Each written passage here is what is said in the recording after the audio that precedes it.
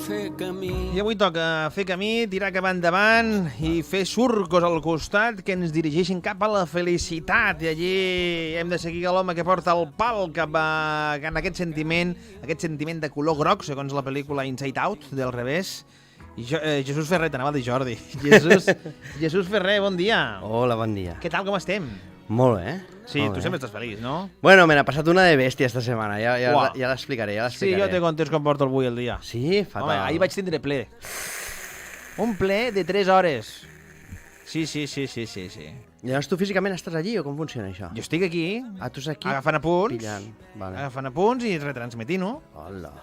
Però són 3 hores, eh? És que prefereixo veure El Senyor de los Anillos, eh? Sí, no? Hi ha maratons més divertides. Sí, hi ha maratons molt més divertides. O Oppenheimer, Sí, que sí qualsevol.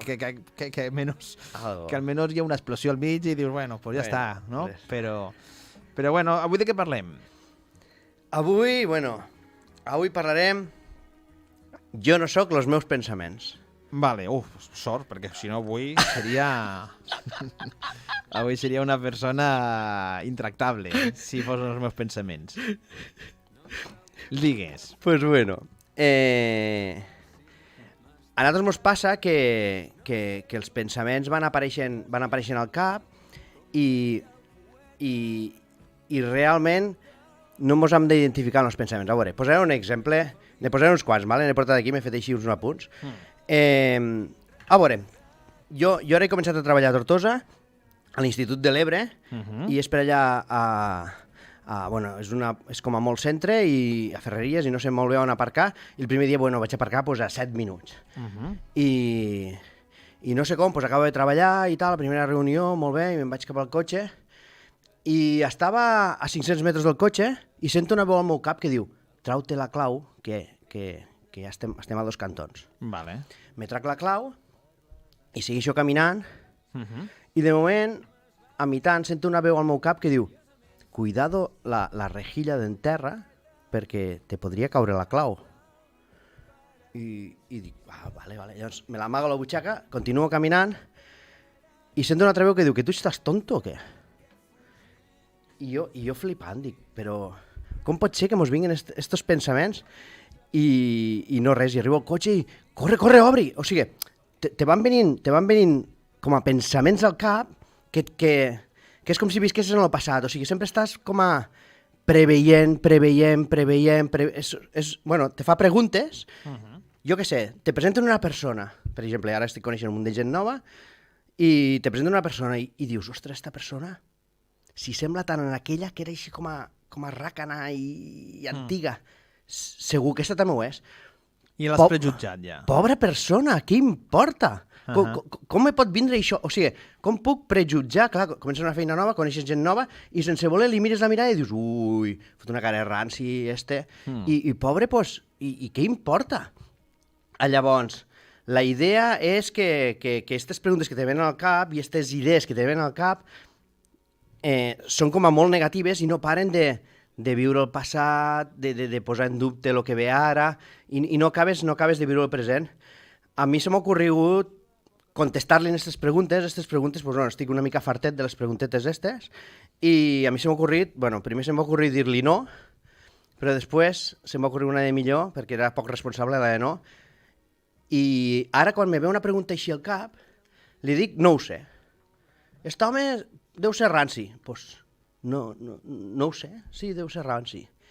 Jo què sé, més coses. Surto d'aquí en cotxe i me'n vaig cap a la feina i ara allà més amunt de la carroba hi havia un semàforo i a partir de Vinallop ja és impossible d'adelantar. I clar, de moment se't posa una... O sigui, tu vas conduint i de moment te ve una veu que diu quina hora és? Quan te queda? Llavors jo paro, porto això l'automàtic d'accelerar, paro per a veure l'hora. I dic, i ara per què miro l'hora? De moment segueixo avançant i me trobo una L, o un tractor, i me quedo així pegat, dic, merda, i ara què farem? I sento una veu que diu, ja l'hem liat, ja està la L esta, mira l'hora. Llavors tu mires l'hora i si realment estàs a mitja hora encara d'entrar a treballar, doncs dius, bueno, no passa res, esta L la passarem. Però si estàs a 10 minuts per entrar a treballar i estàs per aquí, per la Torre de la Garrova, aquella L te desperta més ira. O sigui, pobra senyora... Què o dius? pobra senyora... Que un novato té que estar agafant el cotxe? Ara ha de... O sigui, Sí.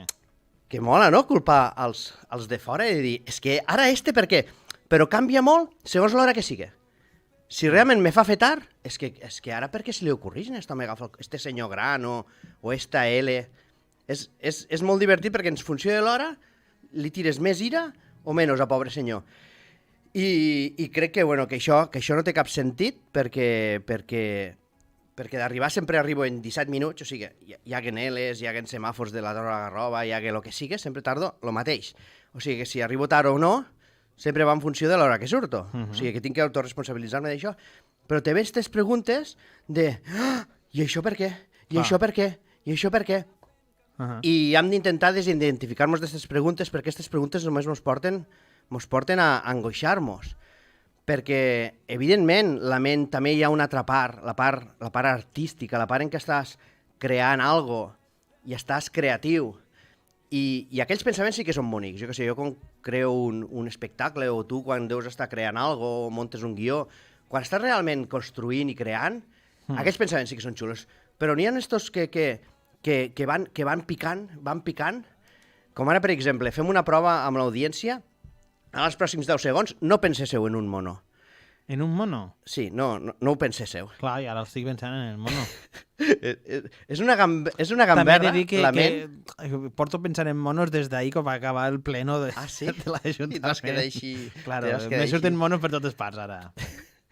Pues això d'esta ment que et fa sempre preveure, sempre et fa sofrir, te fa patir.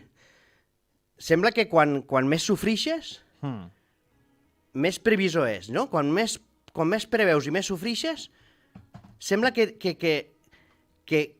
podràs viure millor. I que va, és horrorós, perquè I si tens un màster de patiment i de sofrir i de malpensar, sobretot si malpenses, perquè això que vagi sempre malpensant, sobretot si malpenses molt, doncs bueno, llavors ja pots ser polític o pots ser advocat, o ja si tens un màster de desconfiança, ja, però bueno, és que ho som tots, és que ho som tots de que estem com a desconfiant, i ara este senyor segur que...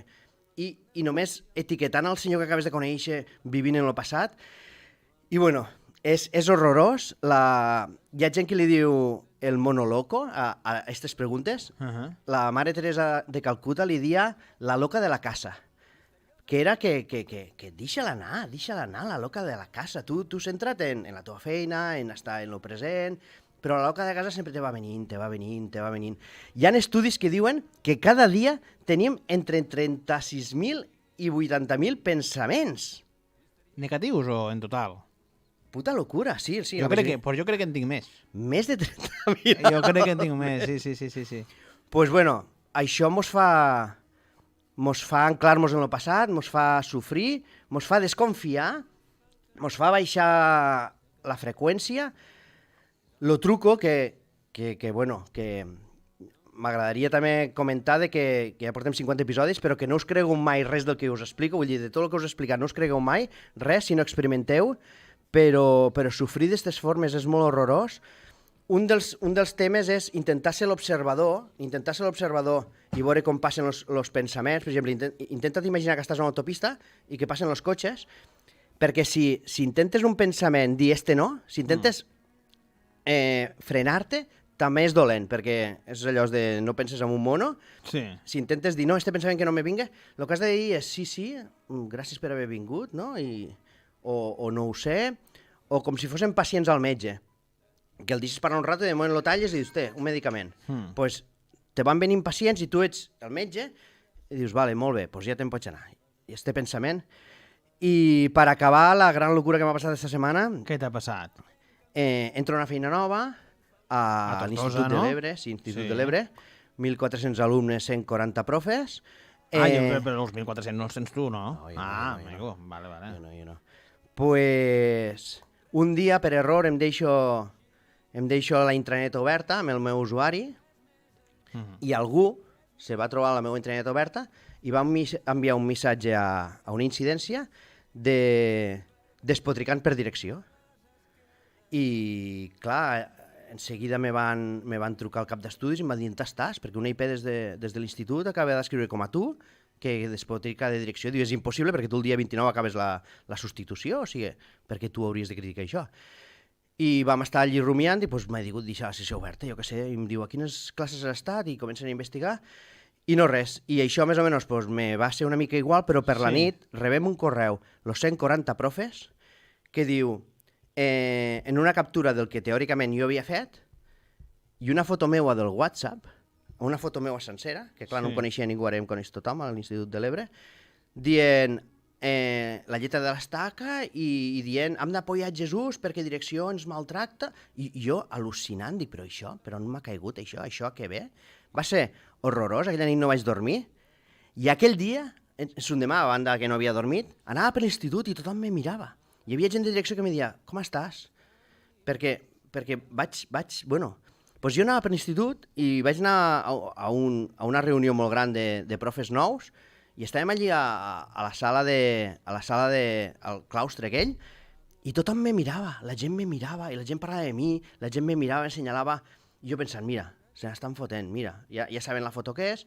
Bueno, tot això s'ha anat una mica com de mare, direcció m'ha recolzat, vull dir, si no hi ha cap problema, però jo tot aquell dia vaig estar pensant que se'n rien de mi, que com se passa... I jo al final corria pels passillos i la gent me mirava i fins i tot la gent me saludava sense saber qui soc i hasta hi havia gent que me deia hola Jesús i pensant, però si no sabeu qui soc.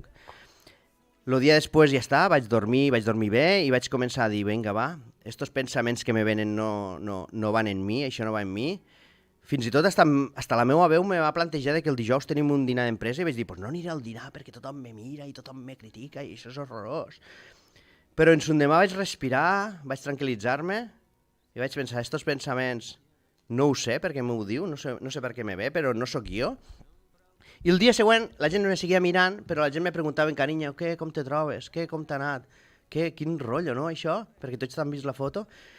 I, bueno, és com a un rotllazo, però és un sofriment que... O sigui, ja estàs passant tu prou una situació complexa, només fa falta que la bebeta te vagi venint... I este per què se'n riu? I este per què... O enfadat, o rancúnia, o vengança, això ja seria ja el màxim.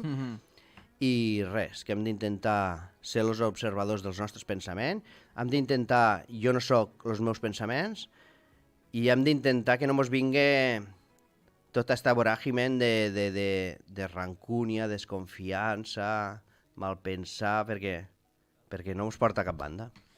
Esperem que ho escolti molta gent, aquesta secció, perquè és veritat que a vegades prejutgem, pensem, o mos creiem que la gent pensa de nosaltres de certa manera. Jesús, moltes gràcies. Moltíssimes gràcies, Jordi. Fins la setmana que ve. Adéu. Feliç, ningú no m'espera.